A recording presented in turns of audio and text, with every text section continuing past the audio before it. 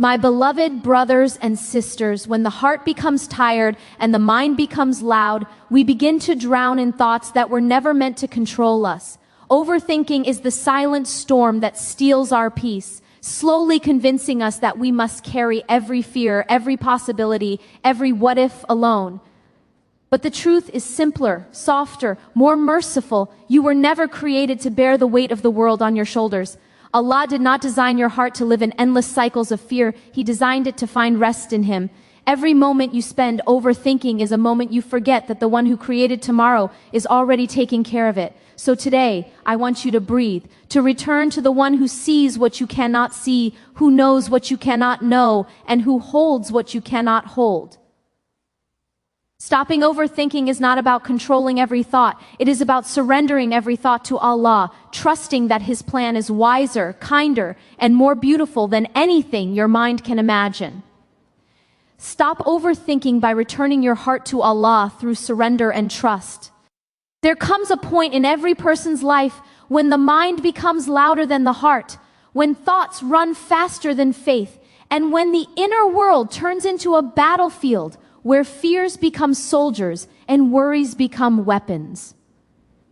Overthinking is not simply thinking too much. It is thinking without peace, thinking without direction, thinking without anchoring yourself to the one who created thought itself. It is allowing the imagination to craft scenarios that never existed, then convincing ourselves that we must be ready for all of them.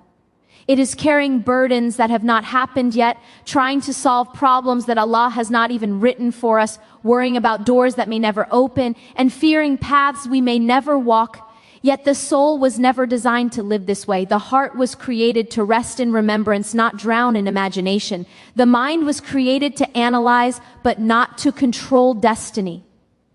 So much of our pain comes from trying to play the role of the one who plans all things. Overthinking begins the moment we assume that everything depends on us, while trust begins the moment we remember that nothing does except our effort, sincerity, and reliance. There are moments when you sit alone and your thoughts run in circles.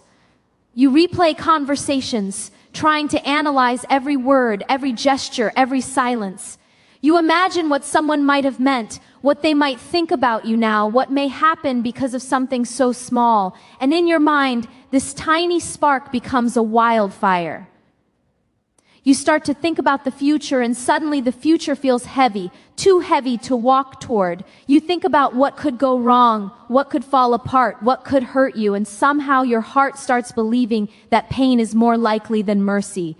Overthinking often comes from forgetting who Allah is, forgetting that He is Al-Latif, the most gentle, who guides the heart with subtlety, forgetting that He is Ar-Rahman, who never writes hardship without hidden mercy woven into its fabric, forgetting that He is Al-Hakim, the most wise, who places you exactly where you need to be, even when you cannot see the wisdom yourself, forgetting that He is Al-Wakil, the one who takes care of all affairs when you place them in His hands. When you forget these names, your mind begins to take over a job that was never yours. The heart becomes calm the moment it returns to Allah, but overthinking keeps the heart wandering everywhere else. It makes you search for answers in your fears instead of your faith. It makes you rehearse pain before it arrives. It makes you prepare for disappointment instead of expecting goodness from Allah. The Prophet taught us that when we rely on Allah properly, Allah becomes sufficient for us. And yet we live in a world that constantly tells us to rely on ourselves, to control everything, to predict everything, to secure everything. But the believer knows a secret. True strength is not controlling everything, it is surrendering everything. True peace is not found in overthinking, it is found in trusting. True clarity is not gained by figuring out every scenario. It is gained by remembering the one who already knows the outcome of each scenario. Have you ever noticed how the heart feels lighter after dua? How the chest softens even before anything changes? That is the power of surrender. Overthinking creates knots. Surrender unties them. Overthinking builds walls, trust breaks them. Overthinking fills your heart with fear, surrender fills it with light. When you let go of what you cannot control, you make space for what Allah can control. When you stop trying to be the author of every detail of your story, you allow the true author to write something more beautiful than you imagined. Your mind becomes your enemy when you leave it without guidance.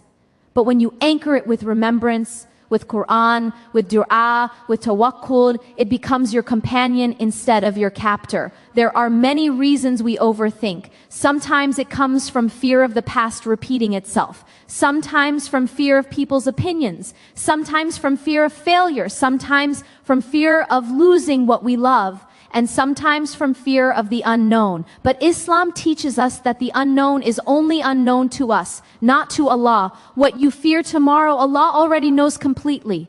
What you worry might happen, Allah has already written with perfect wisdom. What you try to prevent with endless mental planning, Allah has already secured or already protected you from. Overthinking is like trying to look into tomorrow without the light to see it. But faith is the light.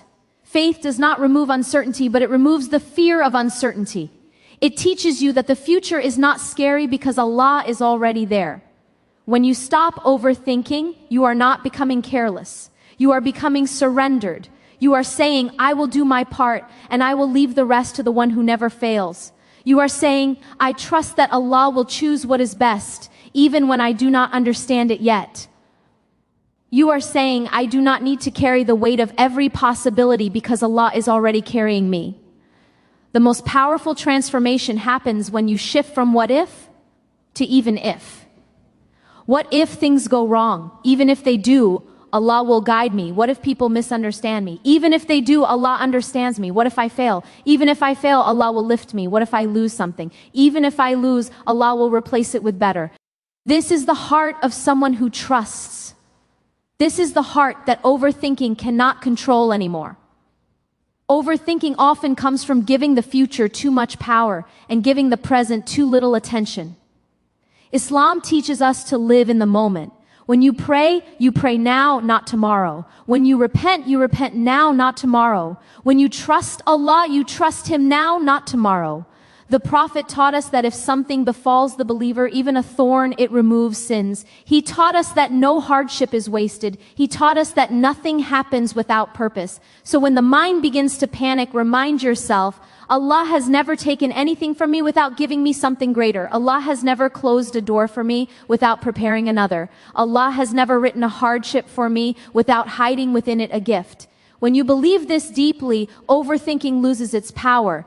Many people try to stop overthinking by forcing the thoughts away, but the mind does not work like that. The more you fight a thought, the stronger it becomes. The more you try to silence it forcefully, the louder it grows. The real solution is not suppression, but redirection. Instead of letting your mind run wild, guide it gently toward Allah. When a thought scares you, respond with Hasbunallahu wa ni'mal wakil. When a thought overwhelms you, call upon Allah with Ya Allah, calm my heart. When a thought confuses you, say, Ya Rab, guide me to what is best. When a thought tries to create doubt, remember, Inna ma'al usri yusra. When a thought tries to make you feel alone, remind yourself that Allah is closer than your jugular vein. When a thought makes you fearful of people, remember that no one can harm you unless Allah wills, and no one can benefit you unless Allah wills. You were never alone in any moment, even the ones when you felt abandoned. Overthinking is often a symptom of a deeper spiritual need. The soul may be calling you back. It may be reminding you that you have relied too much on yourself and not enough on Allah. It may be reminding you that your dua has been too quiet. It may be reminding you that your Quran has not been opened with presence. It may be reminding you that your heart is craving the peace that only Allah can give. When you nourish your soul, your mind begins to quiet. When you strengthen your connection with Allah, your fear begins to weaken.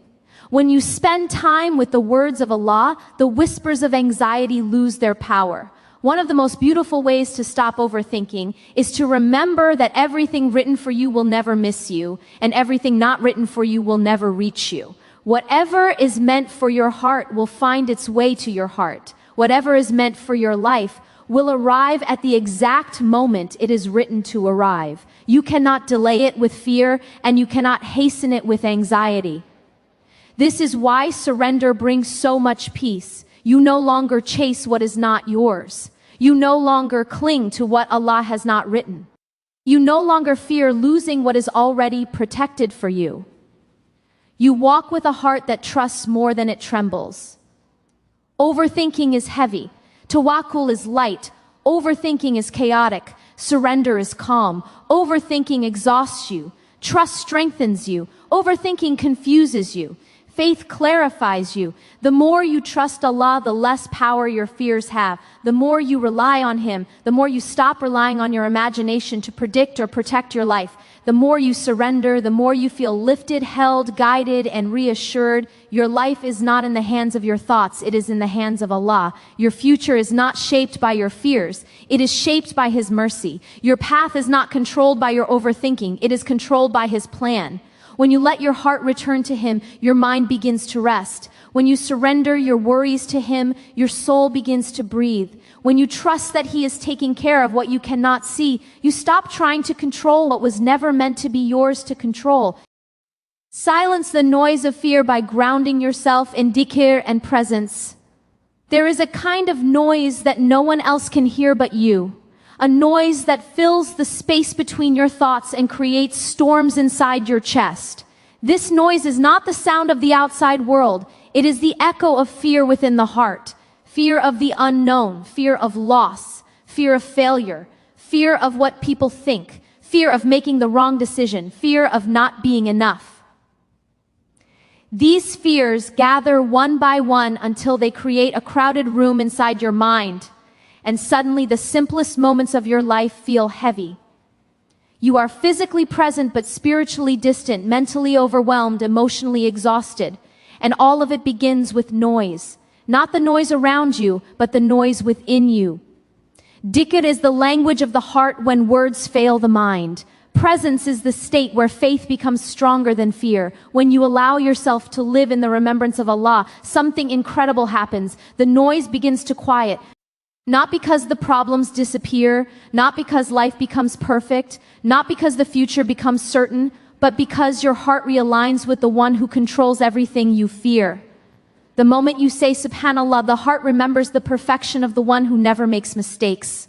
The moment you say Alhamdulillah, the heart remembers the blessings that surround you despite what your mind tries to convince you of. The moment you say Allahu Akbar, the heart remembers that nothing is greater than Allah, not even the scenarios your fear imagines. The moment you say, La ilaha illallah, the heart remembers that there is no power, no harm, no benefit, no fear, and no protection except through Allah alone. Fear grows when the heart forgets who is in control. Dhikr makes you remember. Fear grows when the mind becomes louder than faith. Presence makes faith louder again. Fear grows when you try to stand alone. Dhikr reminds you that you are never alone. When you remember Allah, your thoughts stop spiraling into the worst possibilities because your heart shifts toward the one who brings the best outcomes. Sometimes fear comes quietly. You wake up in the morning and something feels heavy for no reason. Your chest feels tight. Your thoughts feel rushed. Your steps feel hesitant. You try to begin your day, but everything feels like too much. The mind whispers worry after worry. What if today goes wrong? What if something unexpected happens? What if you can't handle it? What if someone hurts you? What if you disappoint someone? What if something breaks? Fear does not always need a reason. Sometimes it just needs an opening. And the heart gives fear that opening when it forgets to remember. The Prophet told us, hearts rust just as iron rusts, and their polish is dhikr. When the heart rusts, fear grows. When the heart is polished through remembrance, fear loses its grip.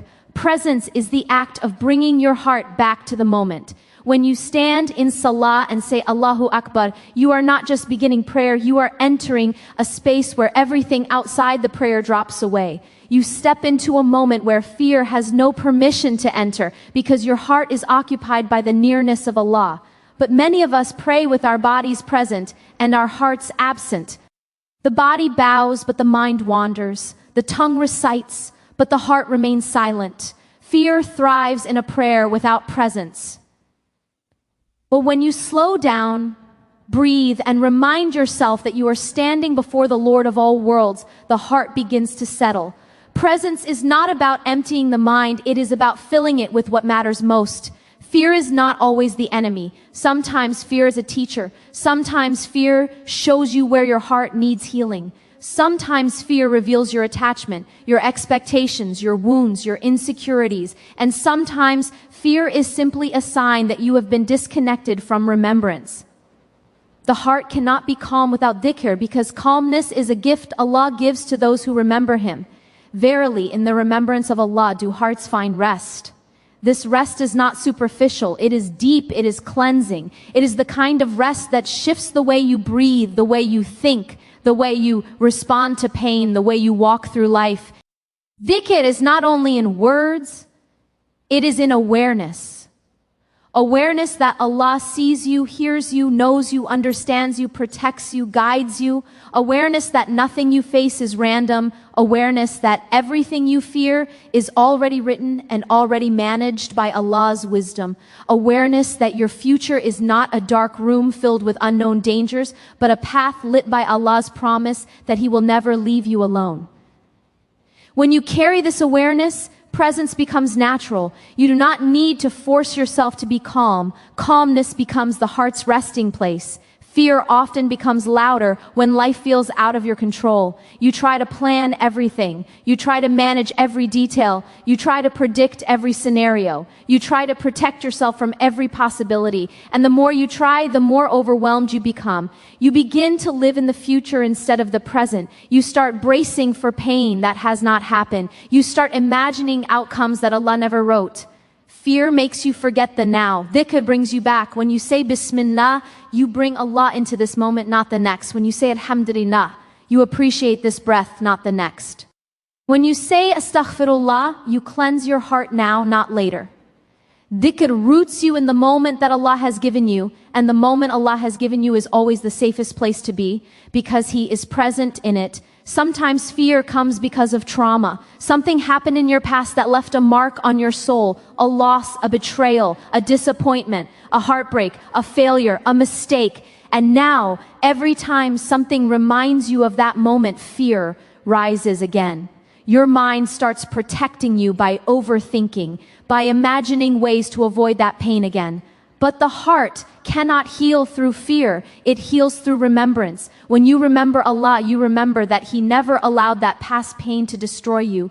It may have shaken you, but it shaped you. It may have hurt you, but it purified you. It may have confused you, but it guided you. When you remember Allah, you stop seeing your past as a source of fear and begin seeing it as part of your spiritual growth. Dhikr is like water for a thirsty soul. It refreshes you. It softens you. It renews your strength. When the noise of fear becomes too loud, dhikr becomes the sanctuary where the heart rests. Sometimes a single la hawla wa la quwwata illa billah can silence fears you've carried for years. Sometimes a quiet, Ya Allah said with sincerity, can calm storms in seconds. Sometimes just knowing Allah is near turns fear into understanding. The heart was not created to be filled with fear. It was created to be filled with remembrance. Presence is what transforms dhikr from words into experience. You can repeat a phrase 1,000 times, but if the heart is not present, the meaning slips away. But if you say Subhanallah once with presence, it can shift your entire emotional state. Presence means you are here, not trapped in the past or the future. You are aware, not distant. You are attentive, not distracted. You are surrendered, not resisting. Most fear lives in the imagination. Most peace lives in the present. And the present is where Allah meets you. Many people try to silence fear by distracting themselves through entertainment, through busyness, through numbing habits. But distraction does not heal fear. It only delays it. The only thing that truly silences fear is grounding yourself in something greater than the fear. And there is nothing greater than Allah. When you ground yourself in dhikr, fear becomes small. When you ground yourself in presence, the heart becomes steady. When you ground yourself in the awareness that Allah is with you, you begin to see life differently. The obstacles are no longer threats. They become lessons. The unknown is no longer frightening. It becomes a space where Allah's mercy can unfold. The future is no longer heavy. It becomes a journey of trust. Fear becomes loudest when the heart forgets who is protecting it. But when you remember that Allah is your wali, your protector, your guardian, your guide, the noise begins to soften. When you remember that Allah knows your fears even before you speak them, comforts you even before you ask, and shields you even before you notice, your chest begins to open again. The believer is not fearless. The believer simply knows where to place fear. The believer does not deny fear. The believer surrenders fear to Allah. And through that surrender, fear transforms into wisdom. Sometimes fear becomes overwhelming because we try to face it alone. We do not share it with Allah in dua. We do not pour our hearts out to Him at night. We do not sit in solitude with Him long enough to feel understood. We rush through our days carrying emotional weight that was meant to be laid down before Him in the quiet of the early morning. Tahajjud is not just a prayer of the night. It is the moment when the heart releases what the mind has been holding all day. In that silence, your fear has no power. In that nearness, your chest feels light. In that moment, you remember that Allah is closer than your fears, closer than your doubts, closer than your breath.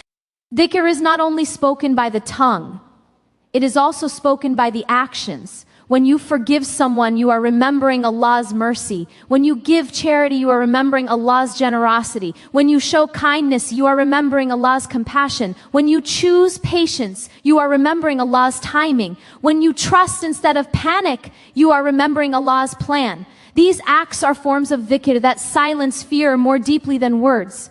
They realign the heart with divine character, allowing the soul to feel safe again. Fear also grows when the heart becomes attached to something temporary. When you attach your happiness to people, fear of losing them becomes unbearable. When you attach your worth to success, fear of failure becomes overwhelming. When you attach your peace to circumstances, fear of change becomes constant. But when you attach your heart only to Allah, nothing can shake you. Everything becomes manageable because everything is seen through the lens of His wisdom. The heart that is attached to Allah does not fear losing what is temporary because it knows the giver is eternal. The heart that is filled with dhikr does not fear the unknown because it trusts the one who knows everything. The heart that is grounded in presence does not fear the moment because it feels Allah's nearness within it. When you silence fear through remembrance, you begin to hear something else, guidance. Allah speaks to the heart in ways the mind cannot comprehend, not through words, but through signs, through clarity, through intuition, through openings, through closings, through feelings, through calmness. When fear is loud, guidance is hidden. When remembrance is loud, guidance becomes clear. Sometimes the answer you have been searching for comes to you in a moment of dhikr when the heart is still enough to receive it. Sometimes the direction you have been confused about becomes obvious after a dua made with sincerity. Sometimes the solution you could not find through overthinking appears in a moment of presence with Allah. Fear does not mean you lack faith. It means you are human. The goal is not to remove fear. The goal is to place it in Allah's hands. When you silence fear with dhikr, you are not denying your emotions. You are elevating them. You are reminding your heart that it has a place to return to, a place of refuge, a place of healing. Allah calls Himself as-Salam, the source of peace. That means peace is not something you create. It is something Allah gives. And He gives it to the hearts that call upon Him. When you live with dhikr and presence, life feels different.